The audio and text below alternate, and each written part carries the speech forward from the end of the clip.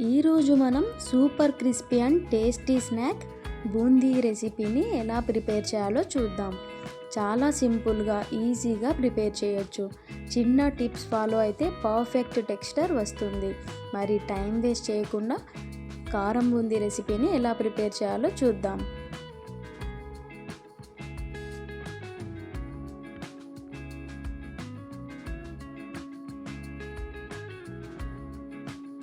ఇప్పుడు ఒక బౌల్లోకి 200 గ్రామ్స్ శనగపిండిని యాడ్ చేసుకోవాలి. ఈ పిండిలో లంప్స్ లేకుండా బాగా ఒకసారి మిక్స్ చేసుకొని హాఫ్ గ్లాస్ వరకు వాటర్ని కొంచెం కొంచెంగా యాడ్ చేసుకోవాలి.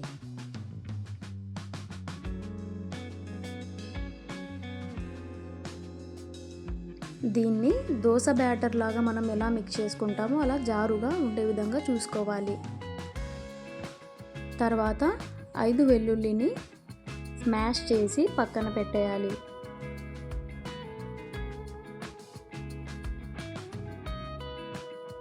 ఈ విధంగా ఒక రెమ్మ కరివేపాకును వాష్ చేసి వాటర్ లేకుండా ఉండే విధంగా పక్కన పెట్టేయాలి.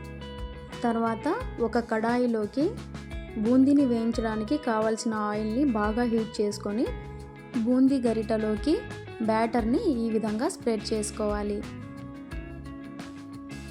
ఆయిల్ అనేది ఖచ్చితంగా హై ఫ్లేమ్లోనే ఉండే విధంగా చూసుకోవాలి. లో ఫ్లేమ్లో ఉంటే ఆయిల్ అంతటిని బూందీ అబ్జర్వ్ చేసుకుంటుంది.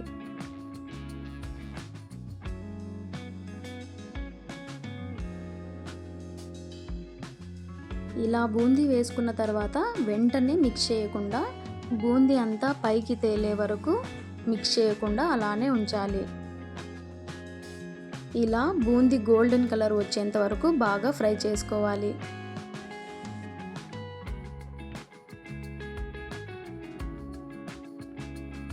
ఇప్పుడు బూందీని ఒక ప్లేట్లోకి తీసి పక్కన పెట్టేయాలి.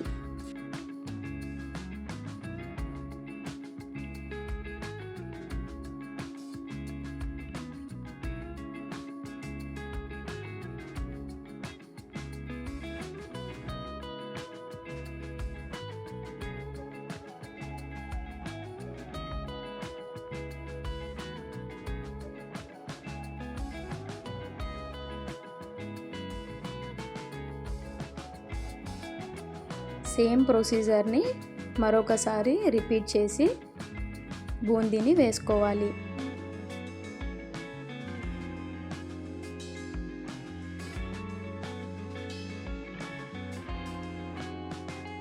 ఈ విధంగా బూందీ మంచి గోల్డెన్ కలర్ వచ్చాక ఒక ప్లేట్లోకి తీసి పక్కన పెట్టుకోవాలి.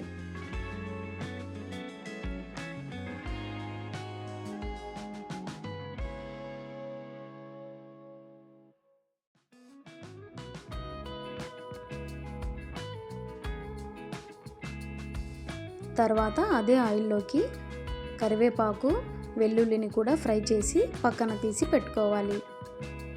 ఇప్పుడు బూందీలోకి 1/2 టేబుల్ స్పూన్ సాల్ట్ని యాడ్ చేసి 1 table spoon red chilli powder, 1/2 table spoon ధనియాల పౌడర్, 1/2 టేబుల్ స్పూన్ పసుపుని యాడ్ చేసుకొని బాగా మిక్స్ చేసుకోవాలి.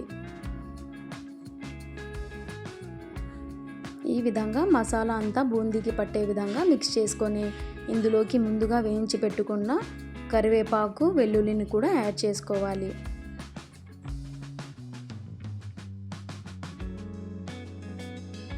అంతే, crispy and tasty boondi ready.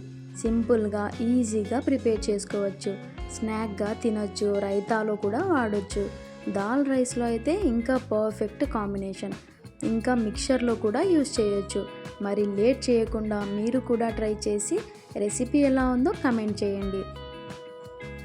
మరిన్ని వీడియోస్ కోసం స్పైసీ స్పూన్ ఛానల్ని సబ్స్క్రైబ్ చేసుకోండి. Thanks for watching.